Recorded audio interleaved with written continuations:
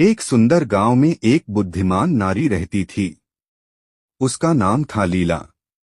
वह गांव की सभी समस्याओं का समाधान निकालती थी और लोगों की मदद करती थी।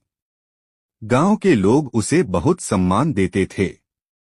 एक दिन गांव में एक प्रसिद्ध ऋषि आए। उनका नाम था आनंद।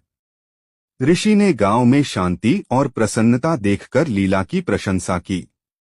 उन्होंने कहा, हे लीला, तुमने इस गांव को बहुत खुशहाल बनाया है। तुम्हारी बुद्धि और करुणा से लोग बहुत लाभान्वित हुए हैं।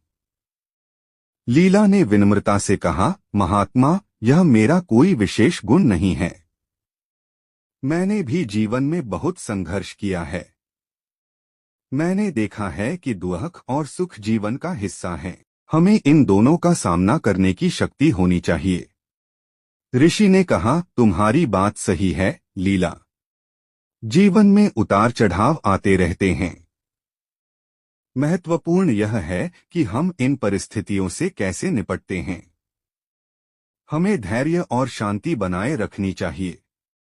लीला ने पूछा, महात्मा, आप जीवन में क्या सीखे हैं? ऋषि ने मुस्कुराते हुए कहा, मैंने सीखा है कि क्रोध और लोभ मन को अंधा बना देते हैं। हमें इनसे दूर रहना चाहिए। हमें दूसरों की मदद करनी चाहिए और हमेशा सत्य का मार्ग अपनाना चाहिए। लीला ने कहा, महात्मा, आपकी बातें बहुत सार्थक हैं। मैं इन बातों को हमेशा याद रखूंगी। ऋषि ने कहा, लीला, याद रखो, ज्ञान केवल किताबों में नहीं मिलता है। यह जीवन के अनुभवों से भी सीखा जा सकता है। हर व्यक्ति के पास कुछ न कुछ। विक्रम एक प्रतिभाशाली युवक था। पढ़ाई में अव्वल, खेलों में दक्ष और कला में रुचि रखने वाला। लेकिन जीवन ने उसके साथ एक ऐसा खेल खेला कि वह धीरे धीरे खुद को ही भूलने लगा। सब कुछ एक दिन में ही बदल गया। एक सड़क दुर्घटना ने उसके माता पिता को छीन लिया। अकेलापन उसे घेरने लगा।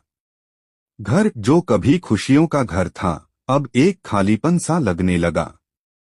दोस्तों के साथ खेलने का मन नहीं करता था। पढ़ाई में मन नहीं लगता था। दुनिया से कटने लगा। दिन भर अपने कमरे में बंद रहता। खिड़की से बाहर झांकता, लेकिन दुनिया धुंधली सी दिखती।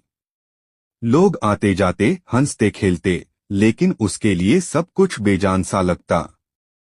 खाने पीने में भी रुचि नहीं रही। शरीर दुर्बल